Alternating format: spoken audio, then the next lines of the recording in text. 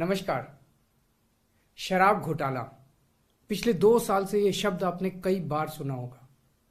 2 साल से बीजेपी की सारी एजेंसीज कई रेड मार चुकी हैं, कई लोगों को गिरफ्तार कर चुकी हैं, लेकिन अभी तक एक भी पैसे का हेरफेर कहीं नहीं मिला, कहीं से एक भी पैसा नहीं मिला। अगर भ्रष्टाचार वाकई हुआ है तो इतने करोड़ों रुपए गए कहां? क्या सारा पैसा हवा में गायब हो गया? सच्चाई यह है कि किसी तरह का कोई भ्रष्टाचार हुआ ही नहीं। अगर होता तो पैसा भी मिलता। ऐसे फर्जी केस में आम आदमी पार्टी के कई नेताओं को इन्होंने अभी तक जेल में रखा हुआ है।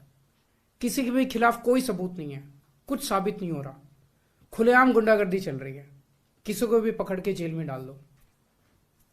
अब बीजेपी मुझे गिरफ्तार करना चाहती है। मेरी सबसे बड़ी संपत्ति, मेरी सबसे बड़ी ताकत मेरी ईमानदारी है। झूठे आरोप लगा के, फर्जी समन भेज के ये मुझे बदनाम करना चाहते हैं, मेरी ईमानदारी पे चोट करना चाहते हैं। इन्होंने मुझे समन भेजे हैं। मेरे वकीलों ने मुझे बताया कि ये समन गैर कानूनी है। क्यों गैर कानूनी है? ये मैंने इनको विस्तार से लिख के भेजा है। मैंने बताया है कि उनके समन कैसे गैर कानूनी है, लेकिन उन्होंने मेरी एक भी बात का जवाब नहीं दिया। इसका मतलब उनके पास मेरी बातों का जवाब नहीं है। इसका मतलब वे भी मानते हैं कि उनका नोटिस गैर कानूनी है।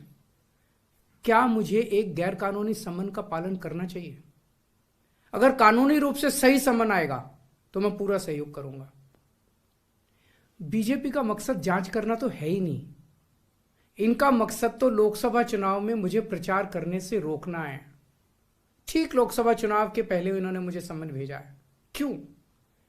इस जांच को चलते 2 साल हो गए। अभी ठीक लोकसभा चुनाव के पहले मुझे क्यों बुलाया जा रहा है? पहले क्यों नहीं बुलाया? सीबीआई ने मेरे को 8 महीने पहले बुलाया था। मैं सीबीआई में गया था, उनके सारे जवाब भी दिए थे। लेकिन अब ये लोग ठीक लोकसभा चुनाव के 2 महीने पहले मुझे बुला रहे हैं। तो बीजेपी का मकसद कोई पूछताछ करना थोड़ी है।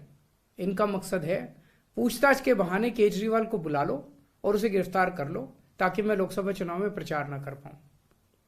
आज बीजेपी भ्रष्टाचारियों को नहीं पकड़ रही, बल्कि खुलेआम ईडी और सीबीआई का इस्तेमाल करके दूसरी पार्टियों के नेताओं को तोड़ के बीजेपी में शामिल करवाने का काम किया जा रहा है।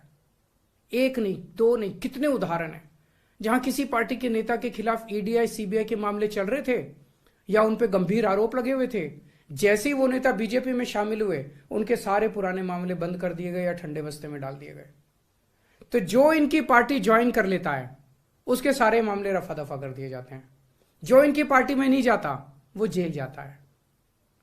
आज मनीष सिसोदिया, संजय सिंह और विजय नायर इसलिए जेल में नहीं है कि उन्होंने भ्रष्टाचार किया है, वो इसलिए जेल में है क्योंकि उन्होंने बीजेपी में शामिल होने से इंकार कर दिया है। आज हम बीजेपी का मुकाबला क्यों कर पा रहे हैं? क्योंकि हमने कोई भ्रष्टाचार नहीं किया। अगर हमने जरा सा भी गलत काम किया होता तो दूसरे भ्रष्टाचारी नेताओं की तरह आज भी हम बीजेपी में शामिल हो चुके आज तो होते आज तक। इस तरह देश के ईमानदार नेताओं को जेल में डाल के और भ्रष्टाचारियों को अपनी पार्टी में शामिल करवा के ऐसे तो देश आगे नहीं बढ़ सकता। ये क्या चल रहा है? ये जो कुछ भी चल रहा है बहुत खतरनाक है। ये हमारे जनतंत्र के लिए बहुत गलत है। इसे रोकना होगा। मैं हमेशा देश के लिए लड़ा हूं। मेरा तन मन धन देश के लिए है। मेरी एक एक सांस देश के लिए है। मेरी खून की एक एक बूंद देश के लिए है। मेरे शरीर का एक एक कतरा देश के लिए समर्पित है। हमें मिलकर देश को बचाना है। मैं पूरी जी जान से इनके खिलाफ लड़ रहा हूं। आपका साथ चाहिए।